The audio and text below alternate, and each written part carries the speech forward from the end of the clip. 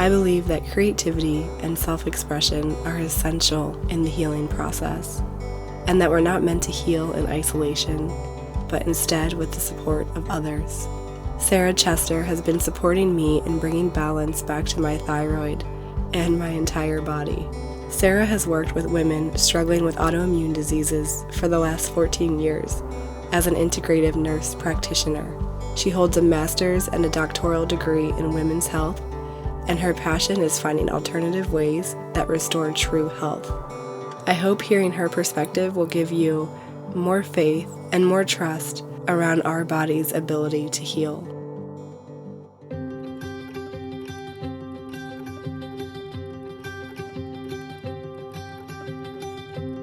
Hi, my name is Sarah Chester. I am a nurse practitioner in Washington State. I practice very integratively, was trained in functional medicine, also clinical herbalist, and now working on art medicine. I believe completely that the body is connected from head to toe, inside out. And I try to help patients really start to reconnect to their bodies and hear what the messages they are saying so that they can have optimal health. If we are disconnected from ourselves, that's the place of disease. That's where disease starts, because it's dis-ease. We're not hearing what our body is trying to tell us. Our body is giving us messages all the time. I often tell patients that it will start like a tug on a sleeve, and if you don't pay attention and you just ignore it, it's going to get louder and louder and louder until it's a 2x4 hitting you smack between your eyes. And then you have to pay attention. And so we have to really look at this lack of connection to ourselves, and that includes, diet. It includes our stress levels. It includes what our lifestyle tends to be. So there are those pieces to it, but some of those are actually symptoms of the actual beginning energetic disconnect. When you first learn that you have something what feels like is huge to deal with physically, and unfortunately, conventional medicine does not handle chronic illness very well. So it's something that you're going to be dealing with for a while. The first thing that I will try to do is instill hope, because there's very few things that cannot be worked with, because I truly, truly believe, given the right tools, your body can heal itself. I believe that statement completely. To me, healing isn't about fixing, it's going back and actually reconnecting to ourselves and realizing we're a whole person that is that is physiology, yes, but mental, emotional, and spiritual at the same time. When you look at how our stories and our history and our ancestry are tied into what happens to us in the present day, there's a lot of pieces to that. Bruce Lipton, if you guys don't know anything about him, you got to look him up, because he is what they call the father of epigenetics. Epigenetics shows us that we actually carry pain from at least 3 generations through. Now, in the case of women, our grandmothers actually hold onto the eggs that I have in me as a young woman. So those eggs pass through my mother, through me to my daughter, to my granddaughter, and I have those. So this connects to me a lot. And so, but that pain goes with it too, because if it isn't dealt with, then the genetics, basically what happens is you're born with a set of genes. The genes can't change. However, they can express or not express. We've proven this now. That's what epigenetics is all about. So you have your DNA, you have what they call a protein sleeve over the top, and those proteins are what set off the genes, so you express or you don't. Those are formed long before you're born. These are ancestral. And so what can turn on and turn off can be stress, can be trauma, it can be happiness, because you may have ones that turn on that you really want to turn on, but you're carrying those. The incredible piece of this about our stories is that we can actually stop them, and we can deal with them, and we can work with them, which changes the turning on and turning off, the epigenetics piece of it. And it doesn't matter whether your kids are already born, it will stop that genetic transference. Childhood trauma, they call them ACEs, so adverse childhood events. And a lot of times you'll see this, they're big T traumas, right? So sexual trauma, physical abuse, those type of things. Also, in the case of military, you would also possibly see wartime effects and the PTSD. But the reality is is that you don't have to have big T traumas to have these things pass. You can have actually small T traumas. So feeling like you're not good enough, being expected to do things that are above what you can do as a child. Those are little T traumas, right? But if you have those continually over time, then they become like a big T trauma in the brain. That is a complete genetic exchange that probably goes back generations of this parent did this to their kids, they passed it on to their kids, our parents passed it on to us because it's just gone through. We're looking for what's really happening in the body. So in the case of, let's call it the thyroid, because that is one I see a lot. And the reality is there's a lot of emotional connection with the thyroid. So if a person isn't speaking their truth, their thyroid will start to react.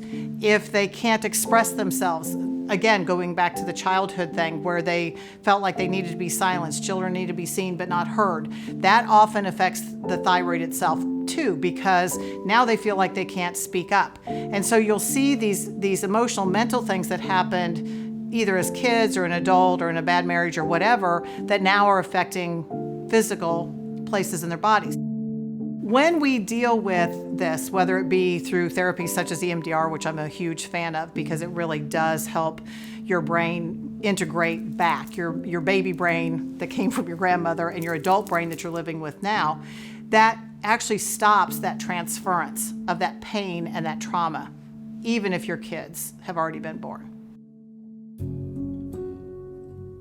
When you're talking about stories being interwoven, we're not only talking, so I'm going to take this a little bit broader than just the ancestral generational trauma, is that we forget, and this is really, really prevalent today, and especially in the Western society, in that we forget that we're also connected to each other. So the trauma isn't just happening to our kids, it's actually happening to those around us at the same time.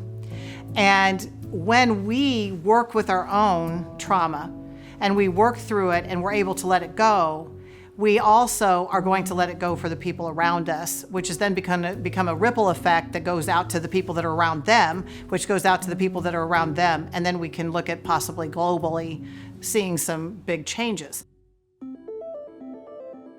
When I first decided to go into medicine, I had been practicing with herbs for quite some time. And to say I was jaded against conventional medicine to begin with is an understatement. But I wanted to have the degree so that I could actually do the labs for people. For those that really needed medication, I could prescribe the medication, but really get into what is happening in the body and also to learn more physiology about the body. Because while I talk about it being a whole body approach, you need to understand some of those things. The problem is that conventional medicine, or Western medicine, however way you want to call it, is not set up to do any of what I consider the logical things in medicine. If we have something going on with our car, we take it, they put it on a diagnostic machine, they find out what fluids are low, they find out what O-rings are off, and they make the changes and we go about that. We don't do the same with our human bodies. And so I look at it that we have to go into that space of what does the body need, what's it missing, what's off, right? And in doing so, there's a big pushback from that because there's a thing called standard of care. And if you practice outside of standard of care, meaning this is what your medical training teaches you, this is what you have to do, then you're going to face resistance. You're going to face people who are going to belittle you and they're going to tell their patients you're wrong, don't listen to her, there's no reason, to do some of these things. And what's happened over the years when that's happened to patients, they go, yeah, but with her I feel better.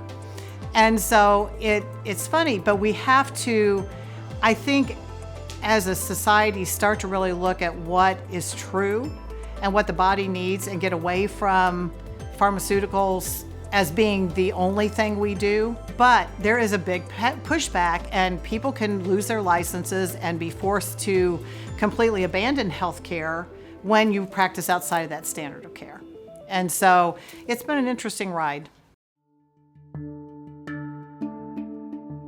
The first tool I'm going to look at is what your body needs, because the reality is if you do not have enough of certain nutrients, like let's talk about the B vitamins, then you can't handle working through the trauma. You can't. Your body doesn't have the energy to do it, because remember, the body has taken on all of this, and if it doesn't have the stuff that it needs to support it, it's very hard then to actually work it through in the mind at the same time. So the first thing I do is really look at, okay, what is the body needing? Is there nutrients? Are there hormones? Is your thyroid out of whack? What's happening? Stress levels? What, that type of thing. So that's my first tool. And I always start with that as a baseline, because that gives me the ability to help what a patient or a person needs to actually start our process with the other tools. The second tool that I am huge about is creativity, because we are creative beings. We have to create or we die. And that may be an internal death where we just shut down and are not connecting to anybody or ourselves or anything else. So it's not necessarily a physical death, but it can be. And especially, I deal mainly with women, especially women, where we are, part of our being is creating life. It's really hard to be able to do that. So you start to see infertility, you start to see problems with the pregnancies, you start to see problems with the childbirth. And so creativity to me is huge. There was a study done back in, I think it was 2010, where they actually sat down and it didn't come out the way they expected, but they wanted to see what creating art would do to the stress levels of people. And what they found was 45 minutes of putting crayon to paper or whatever medium you use reduced cortisol levels by 75%, which, if you don't know, cortisol is your stress hormone. It's the one when you get under stress. I liken it to you're walking through the woods and a bear jumps out at you and you start to run. The problem is we run and the bear died 10 days ago. So we've got to reduce that and bring that. We need cortisol, but we need it to be in the levels. So that's what they were looking for. Well, the funny thing for them was they assumed that the artists would have more effect on this. It didn't matter. You could have crayons on a grocery bag and they still got it, because it's actually taking you out of your prefrontal cortex. And so you can actually connect to possibilities and breath. The other big tool I use is plants. Again, talking about connection, we are completely connected to Mama Earth. We are connected to the plants. The plants can teach us lessons we never even thought they could teach us. They also give us the air we breathe. And plants were our medicine for millennia. And I'm not against medication when it's needed, but there are times it's not. We need to be looking at the first things we can do. So plants are my big one. I love herbs. When you're looking at nutrition, obviously plants as food can be really powerful, but I tend to connect a lot with herbs. And I don't know, I kind of look at them as my big sisters teaching me what I need to know and what I can pass on. So I've been learning a lot from these plants as they start to grow in the beginning.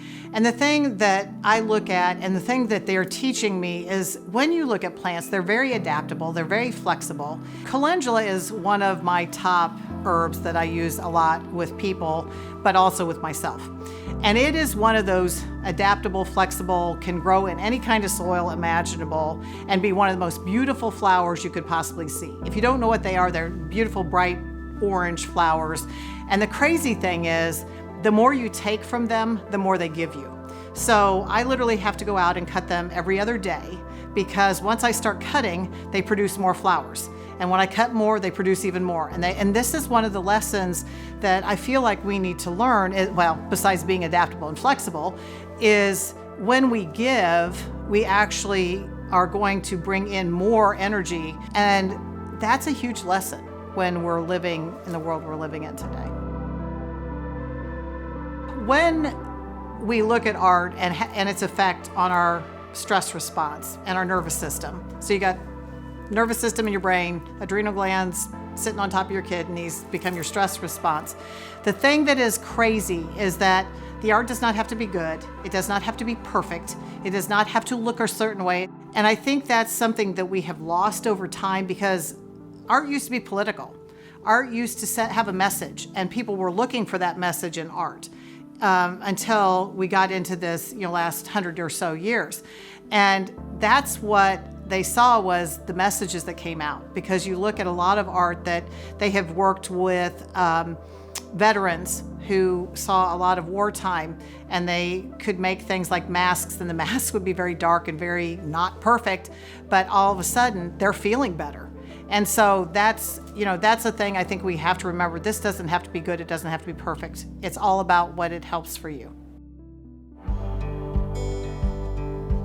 What I really try to bring into patients is reconnection and nourishment. So basically reconnecting with ourselves first, and to those around us, and then to the earth, or to the earth and then those around us, and then nourishing. And I don't just mean physical nourishment. I mean spiritual, emotional, mental nourishment at the same time. Do what nourishes you and brings you peace. This conversation is part of the Right from the Heart retreat that I designed for the release of my new book, Rose Unfolding. You can click the links in the description below to sign up for the retreat and learn more about my new book.